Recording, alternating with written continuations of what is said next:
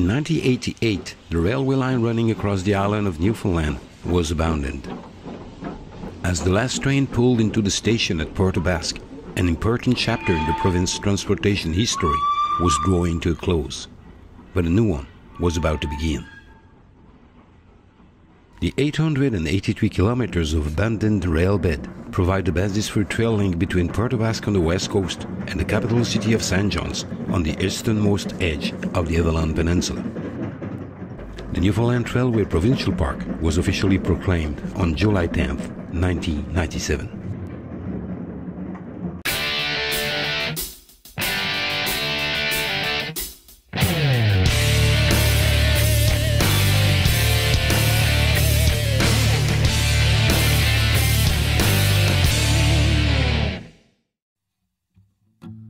Port-aux-Basques is one of the main gateways of the province to the old railway. Marine Atlantic offers year-round high-speed ferry service to Channel Port-aux-Basques from North Sydney, Nova Scotia.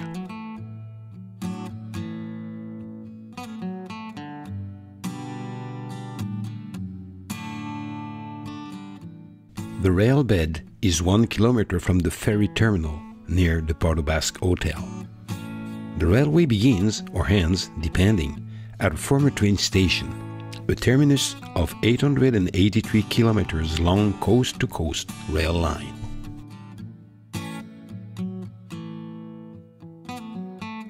The whole station is now a heritage center and museum with railway cars outside.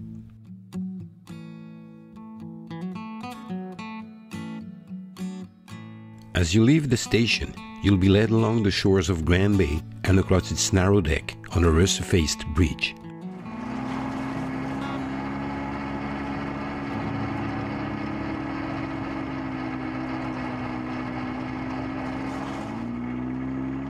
As a slew of bridges and causeway cross Big Barashwa, the scenery changes. Grassy sand dunes roll out to sea.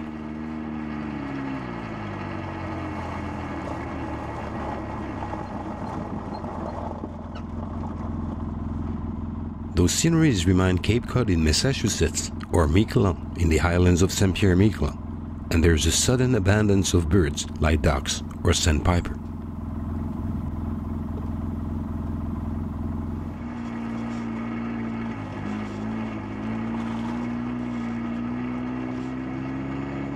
After Big Barashwa, it's Little Barashwa with its mouth to the sea.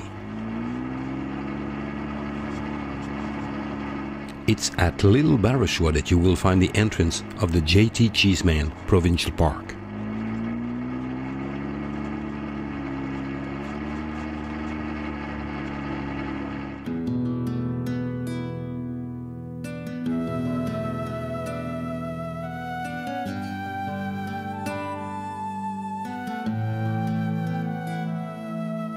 Past the beach, out of the park, the trail descends into the small community of Cape Ray. You can see the lighthouse a few kilometers away.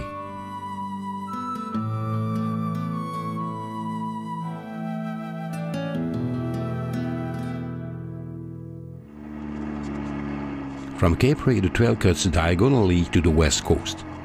The long-range mountains, which have been in view to the right for some time, now can be ignored.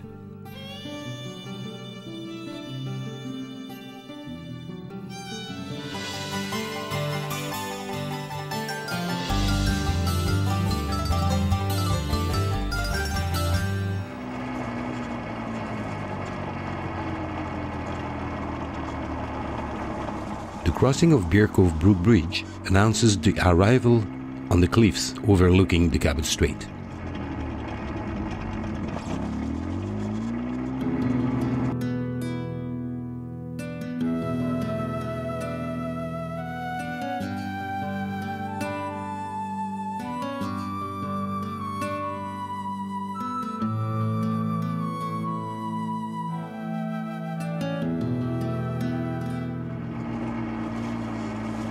For the next 7 kilometers, you will travel along the coastal ridge, 40 meters above the sea.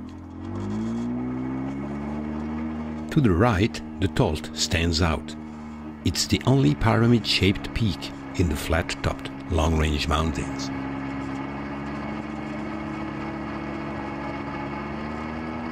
When the Trans-Canada Highway comes close to the trail, a tunnel offers passage underneath it. The path leads to the site of the wreck house, a valley chute that accelerates winds to a screaming velocity.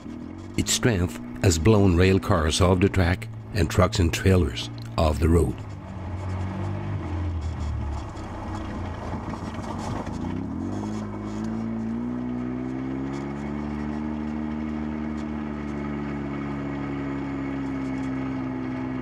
It's here that worked Lotchie McDougall. Employed by the Newfoundland Railway Company, he issued warnings when wind conditions in the area were dangerous. Once, when the company kept the train running against its advice, 22 rail cars were blown over. Lotchie provided his reports for over 30 years and earned himself a nickname, the Human Wind Gauge.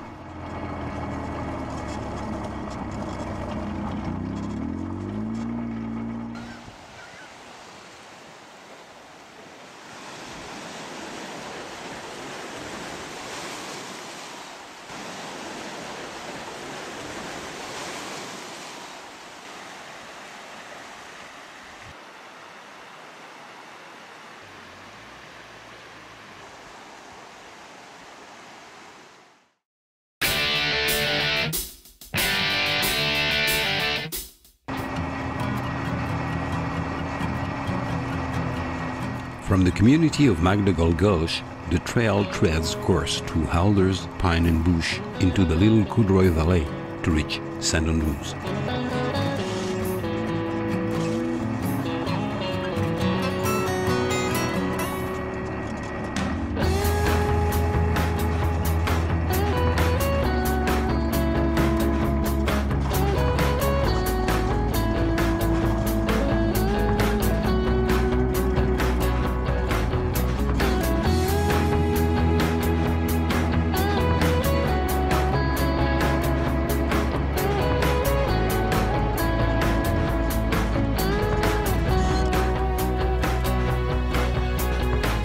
The sceneries around the river are wonderful, with this wall formed by the Long Ridge Mountains, but unfortunately, those sceneries are often hidden by their vegetation.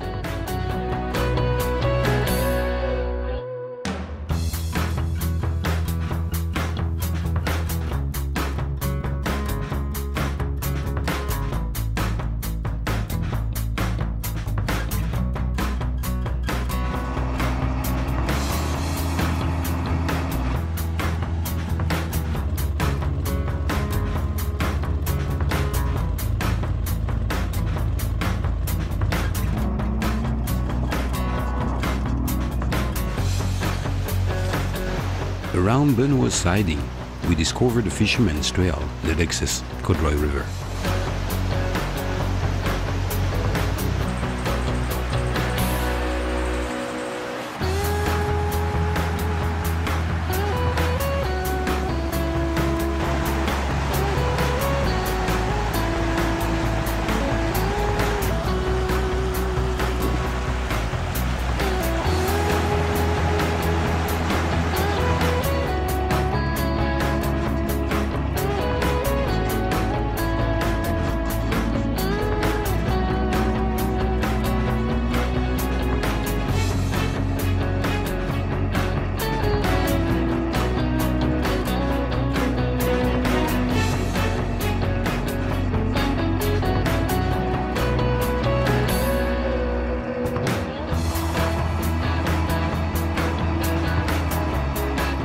Then, it's a small but elongated community of South Branch.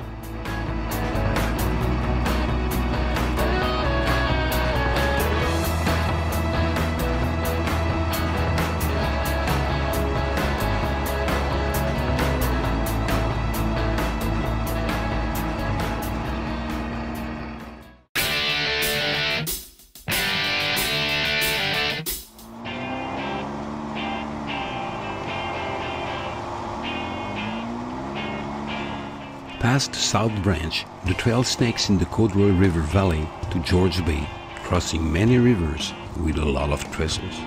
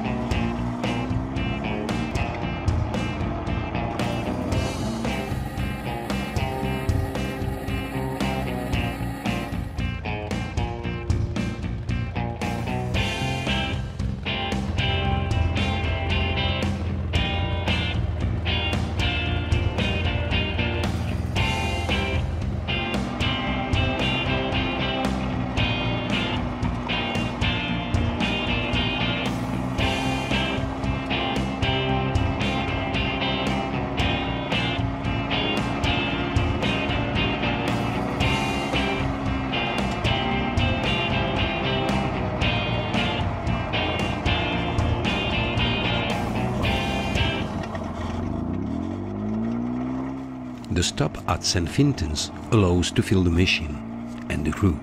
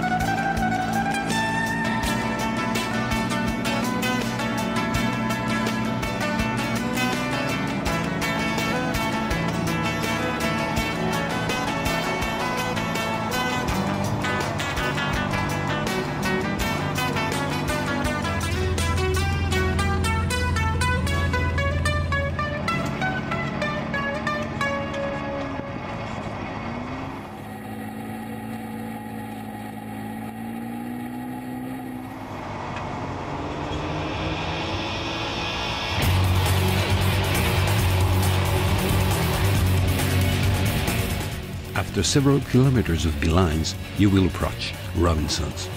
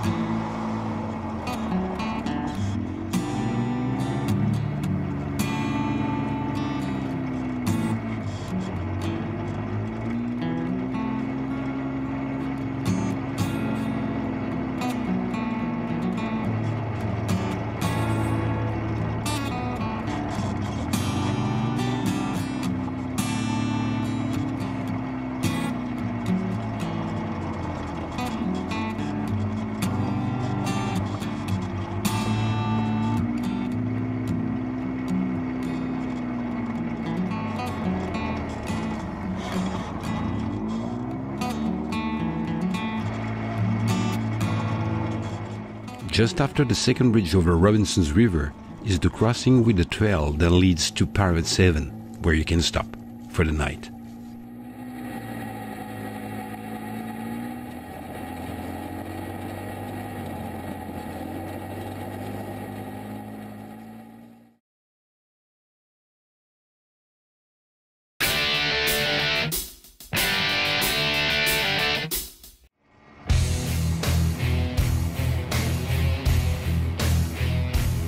After Robinson's, there is a long straight line into bogs.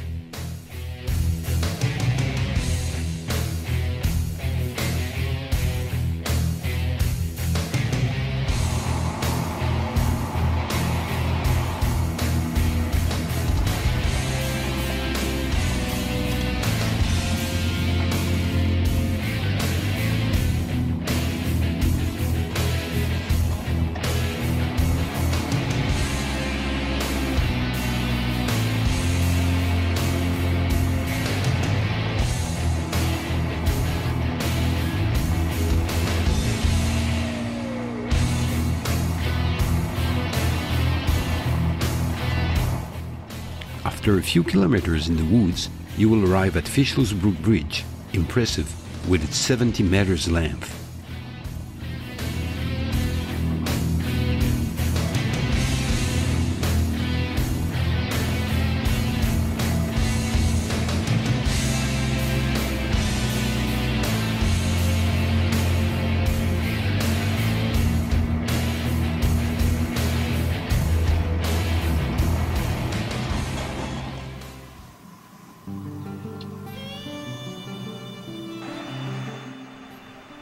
Fishel's Brook flow in a kind of 120-meter deep chasm with a magnificent chalk-white cliff. Evergreens graze the cliff top and cling to cracks in the rock face. Green on white or white on green.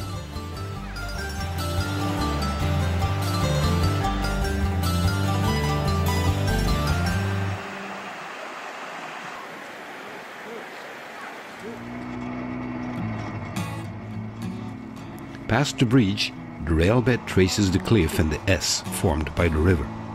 Then after a straight line, passes the Barry Brook Bridge. Then another beeline and another bridge over Jones Brook. 2 kilometers ahead, you will find St. Teresa, an old railway community with a handful of homes around the rail bed. Past St. Teresa, the trail leads to Joyce, where we will frighten a few geese.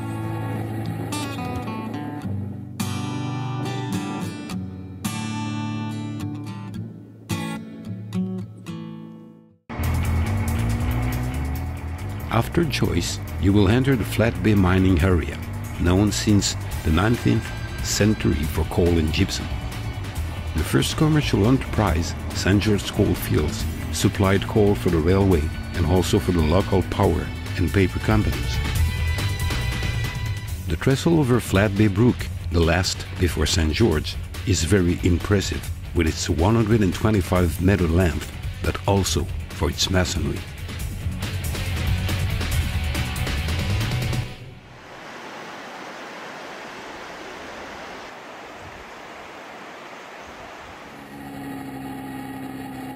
A long gradual climb brings you into St. George. St. George is the largest community since Channel Port-aux-Basques. To enter St. George from the Trailway, you'll take Station Road, where you'll find a small museum.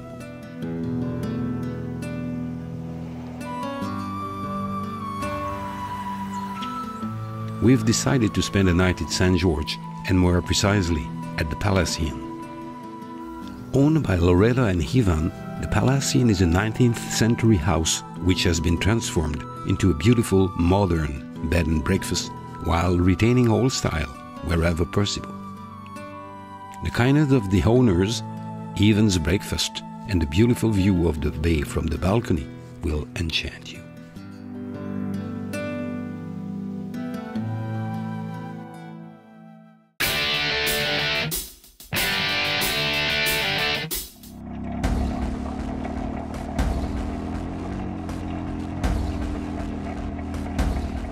Next morning, we leave the Palace Inn in St. George and go back on the rail bed to Corner Brook.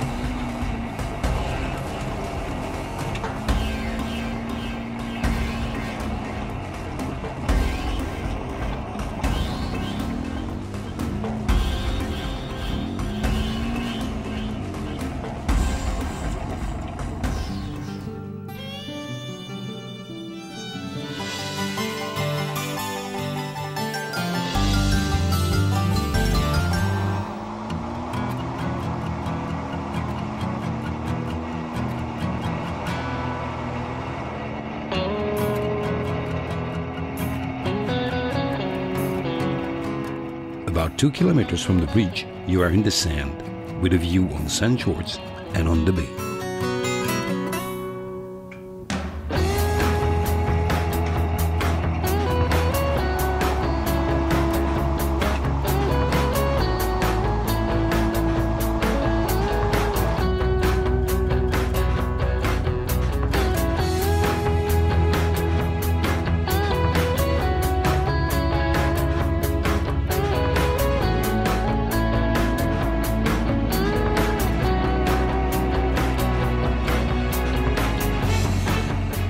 After a kind of dike, you will arrive at the mouth of the St. George River, where stands an impressive bridge, but unfortunately closed to traffic.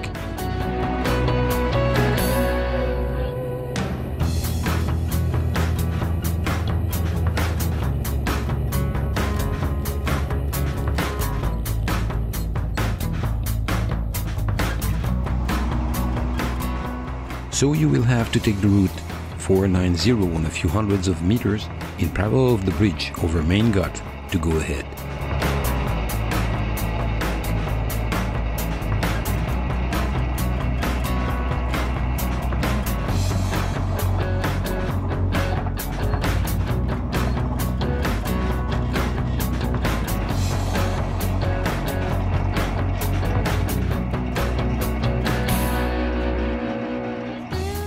On the other side of St. George River, you will join Stephenville Crossing, where you can find fuel and food.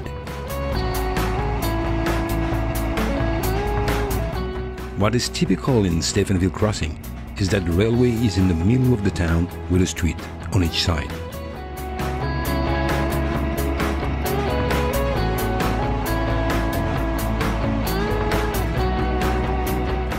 Past Stephenville Crossing, there is many kilometers of wetland before entering the woods near Black Duck.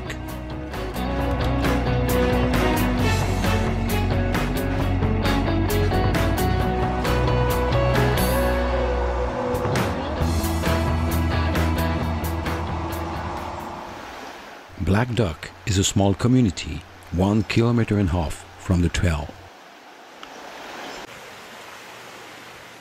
This area is known to be attended by a lot of moose, but we only met a squirrel.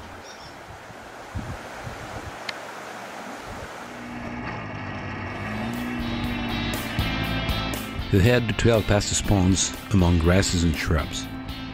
Patches of trees make an occasional stand, and here and there, cabins dots the trail side. You're traveling through the watershed of the Harris River.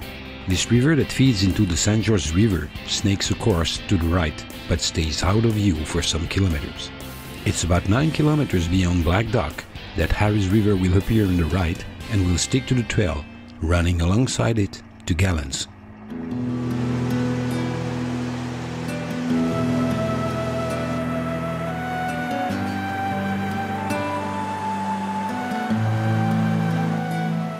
A stop at Harris River allowed us to watch Newfoundlander fishing the Atlantic salmon.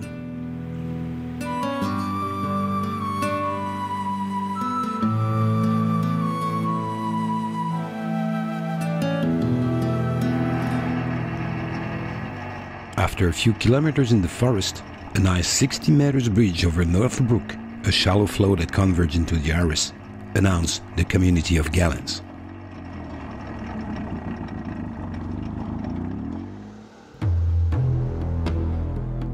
Gallants is a small community of 65 inhabitants where you can find a convenience store and a camping.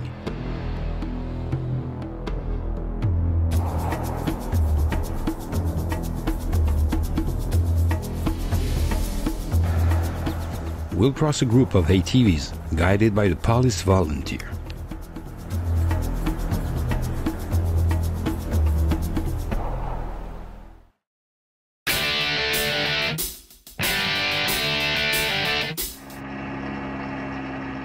Past the tiny but charming community of Gallants, you are about 40 kilometers from Corner Brook. The trail is very comfortable and still follows Harris River to its source at George Lake.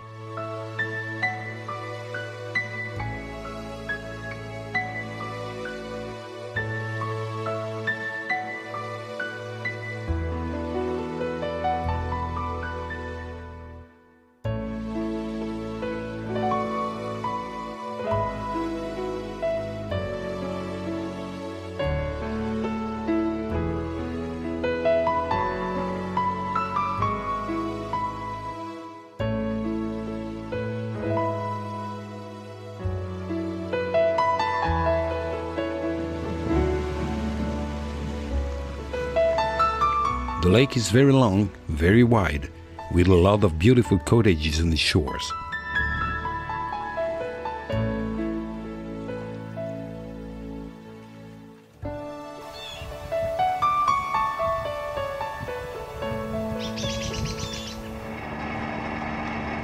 For the next 9 kilometers, the trail traces the curves of the lake's western shore. These 9 kilometers will allow us to cross other users of the trail who were traveling west. Hey, there's another side-by-side and a few ATVs behind me. The side-by-side is towing you. He'll be right there. There he is. Hey. Okay, have a good one.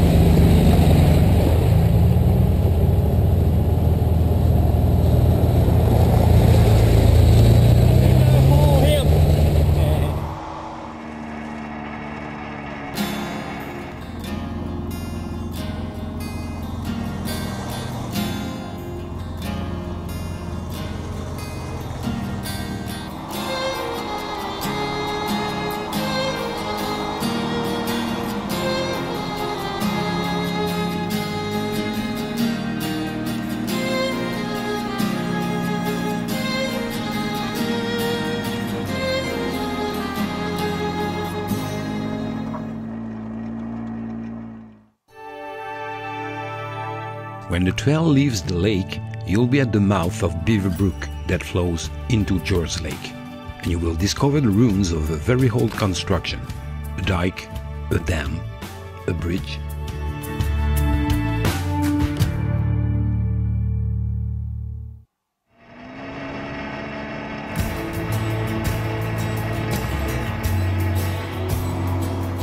Logger School Road is halfway between Gallants and Corner Brook.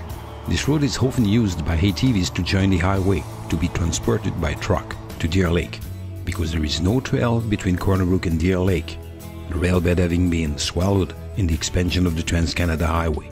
Others are nevertheless transported from Corner Brook.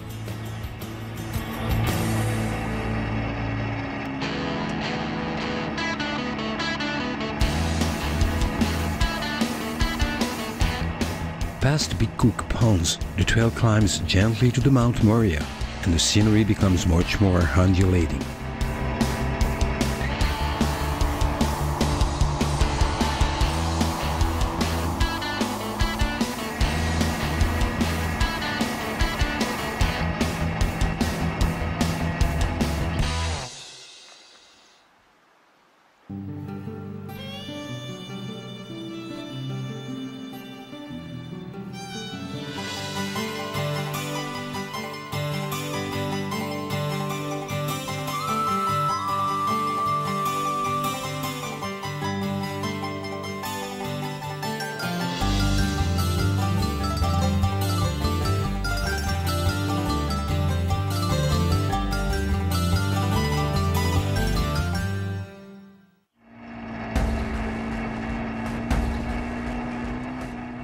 After the Mount Moria is the descent to Corner Brook.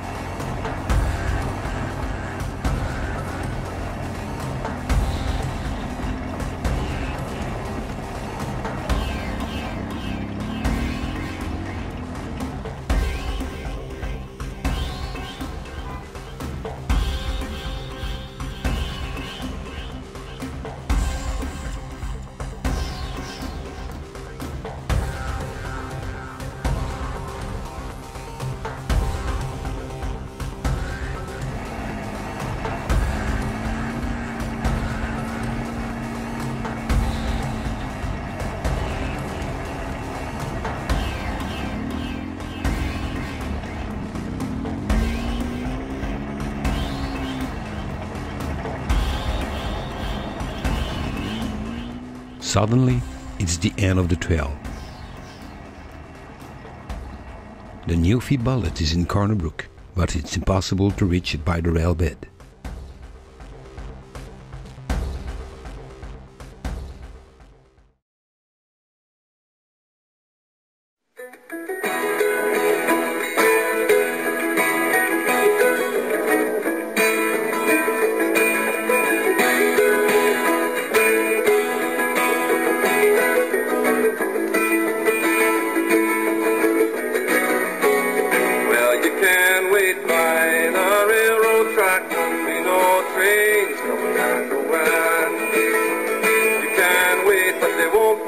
back, won't be no trains coming and going.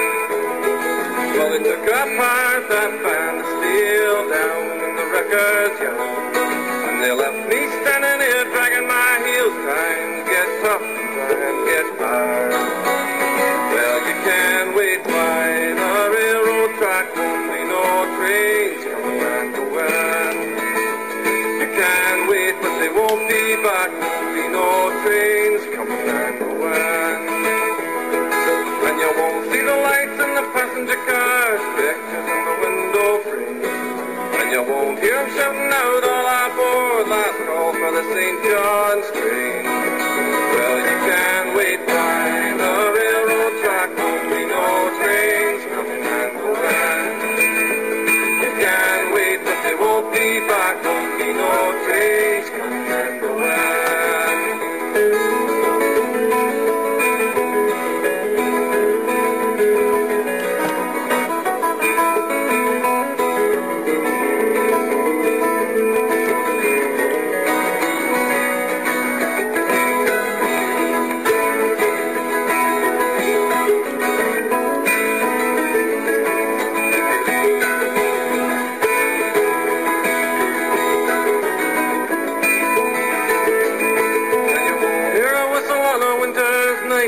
Echoing round our house. But all I know is it'd feel alright if I heard them echoing, echoing, echoing.